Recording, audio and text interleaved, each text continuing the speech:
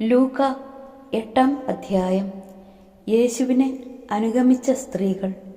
അതിനുശേഷം യേശു പട്ടണങ്ങളിലും ഗ്രാമങ്ങളിലും ചുറ്റി സഞ്ചരിച്ച് പ്രസംഗിക്കുകയും ദൈവരാജ്യത്തിൻ്റെ സുവിശേഷം അറിയിക്കുകയും ചെയ്തു. 12 പേരും അവനോടുകൂടെ ഉണ്ടായിരുന്നു. അശുദ്ധാത്മാക്കളിൽ നിന്നും മറ്റു വ്യാധികളിൽ നിന്നും വിമുക്തരാക്കപ്പെട്ട ചില സ്ത്രീകളും 7 ദുഷ്ടാത്മാക്കൾ വിട്ടുപോയവളും മഗ്ദലന എന്ന് വിളിക്കപ്പെടുന്നവളുമായ മറിയവും ഹെരോദ്യസിൻ്റെ കാര്യസ്ഥനായ കൂസായുടെ ഭാര്യ യോവാനയും സൂസന്നയും തങ്ങളുടെ സമ്പത്തുകൊണ്ട് അവരെ ശുശ്രൂഷിച്ചിരുന്ന മറ്റു പല സ്ത്രീകളും അവരോടൊപ്പമുണ്ടായിരുന്നു.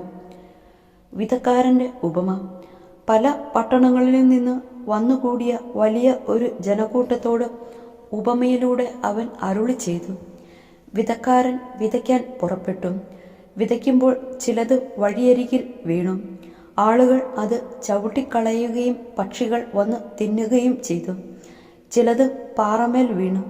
അത് മുളച്ചു വളർന്നെങ്കിലും നനവില്ലാതിരുന്നതുകൊണ്ട് ഉണങ്ങിപ്പോയി. ചിലത് മുൾച്ചെടികൾക്കിടയിൽ വീണു. മുൾച്ചെടികൾ അതിനോടൊപ്പം വളർന്ന് അതിനെ ഞെരുക്കിക്കളഞ്ഞു. ചിലത് നല്ല നിലത്തു വീണു. അത് വളർന്ന് 100 മേനി ഫലം പുറപ്പെടുവിച്ചു. തുടർന്ന് അവൻ സ്വരമുയർത്തി പറഞ്ഞു, കേൾക്കാൻ ചെവിയുള്ളവൻ കേൾക്കട്ടെ. ഉപമയുടെ വിശദീകരണം. ഈ ഉപമയുടെ അർത്ഥമെന്ത് എന്ന് ശിഷ്യന്മാർ അവനോട് ചോദിച്ചു. അവൻ പറഞ്ഞു, ദൈവരാജ്യത്തിൻ്റെ രഹസ്യങ്ങൾ അറിയാൻ വരം ലഭിച്ചിരിക്കുന്നത് നിങ്ങൾക്കാണ്. മറ്റുള്ളവർക്കാകട്ടെ അവ ഉപമകളിലൂടെ നൽകപ്പെടുന്നു.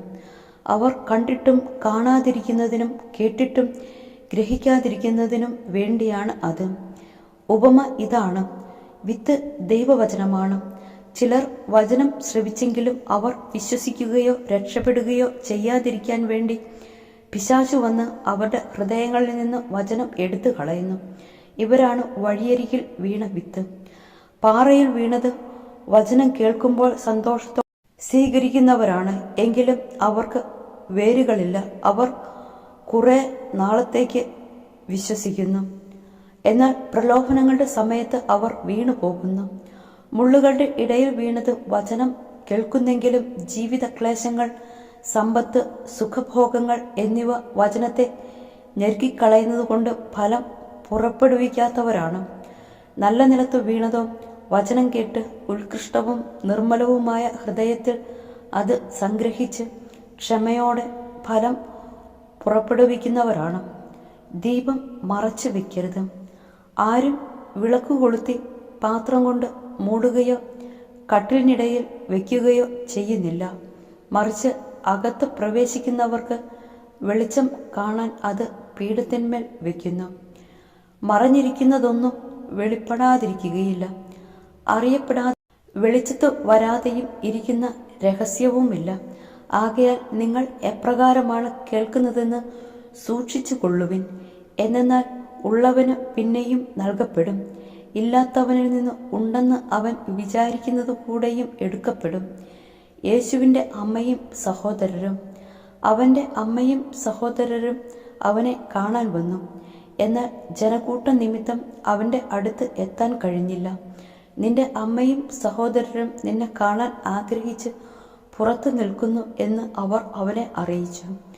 അവൻ പറഞ്ഞു, ദൈവവചനം ശ്രവിക്കുകയും അതനുസരിച്ച് പ്രവർത്തിക്കുകയും ചെയ്യുന്നവരാണ് എൻ്റെ അമ്മയും സഹോദരരും. കൊടുങ്കാറ്റിനെ ശാന്തമാക്കുന്നു. ഒരു ദിവസം യേശുവും ശിഷ്യന്മാരും വഞ്ചിയിൽ കയറി, നമുക്ക് തടാകത്തിൻ്റെ മറുകരയ്ക്ക് പോകാം എന്ന് അവൻ പറഞ്ഞു. അവർ പുറപ്പെട്ടു. അവർ തുഴഞ്ഞുകൊണ്ടിരുന്നപ്പോൾ അവൻ ഉറങ്ങുകയായിരുന്നു. അപ്പോൾ തടാകത്തിൽ കൊടുങ്കാറ്റുണ്ടായി. വഞ്ചിയിൽ വെള്ളം കയറി. അവർ അപകടത്തിലായി. അവർ അടുത്തു വന്ന്, ഗുരു ഗുരു, ഞങ്ങൾ നശിക്കുന്നു എന്ന് പറഞ്ഞ് അവനെ ഉണർത്തി. അവൻ എഴുന്നേറ്റ് കാറ്റിനെയും തിരകളെയും ശാസിച്ചു. അവ നിലച്ചു. ശാന്തതയുണ്ടായി. അവൻ അവരോട് ചോദിച്ചു, നിങ്ങളുടെ വിശ്വാസം എവിടെ? അവർ ഭയന്ന് അത്ഭുതത്തോടെ അന്യോന്യം പറഞ്ഞു, ഇവൻ ആരാണ്? കാറ്റിനോടും വെള്ളത്തോടും ഇവൻ കൽപ്പിക്കുകയും അവ അനുസരിക്കുകയും ചെയ്യുന്നല്ലോ. പിശാചബാധിതനെ സുഖപ്പെടുത്തുന്നു. അതിനുശേഷം അവർ ഗലീലയ്ക്ക് എതിരെയുള്ള ഗരസേനരുടെ നാട്ടിൽ എത്തിച്ചേർന്നു. അവൻ കരയ്ക്ക് ഇറങ്ങിയപ്പോൾ പിശാച് ബാധയുള്ള ഒരുവൻ ആ പട്ടണത്തിൽ നിന്ന് അവനെ സമീപിച്ചു. വളരെ കാലമായി അവൻ വസ്ത്രം ധരിക്കാറില്ലായിരുന്നു. വീട്ടിലല്ല, ശവക്കല്ലറുകളിലാണ് അവൻ കഴിഞ്ഞുകൂടിയിരുന്നത്.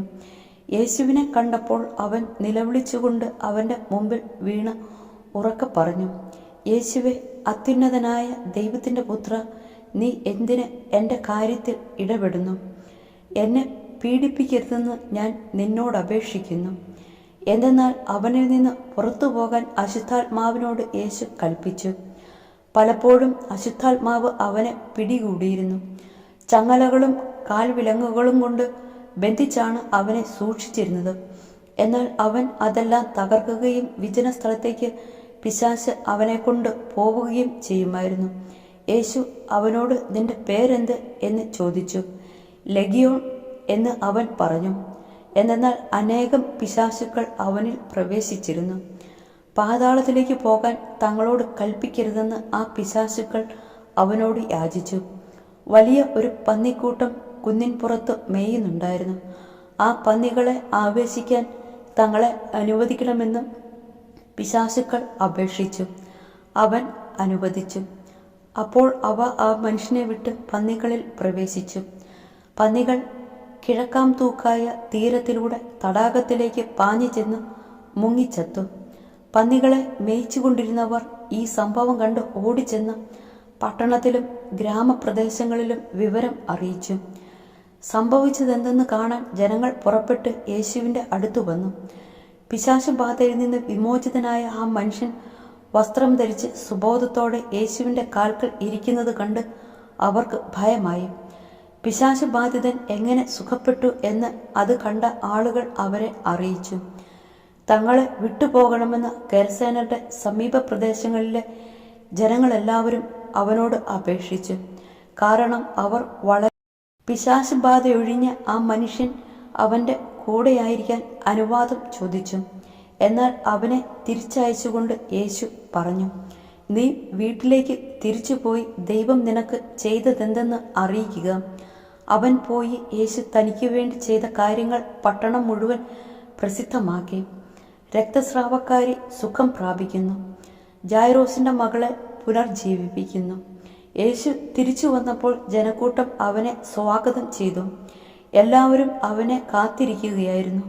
അപ്പോൾ സിനഗോഗിലെ ഒരധികാരിയായ ജായിറോസ് യേശുവിൻ്റെ കാൽക്കൽ വീണ് തൻ്റെ വീട്ടിലേക്ക് ചെല്ലണമെന്ന് അപേക്ഷിച്ചു. 12 വയസ്സോളം പ്രായമുള്ള അവൻ്റെ ഏകപുത്രി ആസന്ന മരണയായിരുന്നു. അവൻ പോകുമ്പോൾ ജനങ്ങൾ ചുറ്റും കൂടി അവനെ തിക്കിയിരുന്നു. അപ്പോൾ 12 വർഷമായി രക്തസ്രാവം ഉണ്ടായിരുന്നവളും ആർക്കും സുഖപ്പെടുത്താൻ കഴിയാതിരുന്നവളുമായ ഒരു സ്ത്രീ പിന്നിലൂടെ വന്ന് അവൻ്റെ വസ്ത്രത്തിൻ്റെ വിളുമ്പിൽ സ്പർശിച്ചു. തൽക്ഷണം അവളുടെ രക്തസ്രാവം നിലച്ചു. യേശു ചോദിച്ചു, ആരാണ് എന്നെ സ്പർശിച്ചത്? ആരും മിണ്ടിയില്ല. അപ്പോൾ പത്രോസ് പറഞ്ഞു, ഗുരു, ജനക്കൂട്ടം ചുറ്റും കൂടി നിന്നെ തിക്കുകയാണല്ലോ. യേശു പറഞ്ഞു, ആരോ എന്നെ സ്പർശിച്ചു. എന്നിൽ നിന്ന് ശക്തി നിർഗമിച്ചിരിക്കുന്നു എന്ന് ഞാൻ അറിയുന്നു. മറയ്ക്കാൻ സാധിക്കില്ലെന്ന് കണ്ടപ്പോൾ അവൾ വിറയലോടെ വന്ന് അവൻ്റെ കാൽക്കൽ വീണ് താൻ അവനെ എന്തിന് സ്പർശിച്ചു എന്നും എങ്ങനെ പെട്ടെന്ന് സുഖമകപ്പെട്ടു എന്നും എല്ലാ ജനങ്ങളുടെയും മുമ്പാകെ പ്രസ്താവിച്ചു. അവൻ അവളോട് പറഞ്ഞു, മകളെ, നിന്റെ വിശ്വാസം നിന്നെ രക്ഷിച്ചിരിക്കുന്നു. സമാധാനത്തോടെ പോവുക. അവൻ സംസാരിച്ചു കൊണ്ടിരിക്കുമ്പോൾ സിനഗോഗ് അധികാരിയുടെ വീട്ടിൽ നിന്ന് ഒരാൾ വന്നു പറഞ്ഞു, നിന്റെ മകൾ മരിച്ചുപോയി. ഗുരുവിനെ ഇനിയും ബുദ്ധിമുട്ടിക്കേണ്ട. യേശു ഇത് കേട്ടു പറഞ്ഞു, ഭയപ്പെടേണ്ട, വിശ്വസിക്കുക മാത്രം ചെയ്യുക, അവൾ സുഖം പ്രാപിക്കും. അവൻ വീട്ടിലെത്തിയപ്പോൾ തന്നോടുകൂടി അകത്ത് പ്രവേശിക്കാൻ പത്രോസിനെയും യോഹന്നാനെയും യാക്കോബിനെയും പെൺകുട്ടിയുടെ പിതാവിനെയും മാതാവിനെയും അല്ലാതെ മറ്റാരെയും അനുവദിച്ചില്ല. എല്ലാവരും കരയുകയും അവളെക്കുറിച്ച് വിലപിക്കുകയും ചെയ്തുകൊണ്ടിരുന്നു. അവൻ പറഞ്ഞു, കരയേണ്ട, അവൾ മരിച്ചിട്ടില്ല, ഉറങ്ങുകയാണ്. എന്നാൽ അവൾ മരിച്ചു കഴിഞ്ഞു എന്നറിഞ്ഞിരുന്നത് കൊണ്ട് അവർ അവനെ പരിഹസിച്ചു. അവൻ അവളെ കൈക്ക് പിടിച്ച് അവളെ വിളിച്ചുകൊണ്ട് പറഞ്ഞു, ബാലികെ, എഴുന്നേൽക്കുക. അപ്പോൾ അവളുടെ ജീവൻ തിരിച്ചു വന്നു. ഉടനെ അവൾ എഴുന്നേറ്റിരുന്നു. അവൾക്ക് ആഹാരം കൊടുക്കുവാൻ അവൻ നിർദ്ദേശിച്ചു.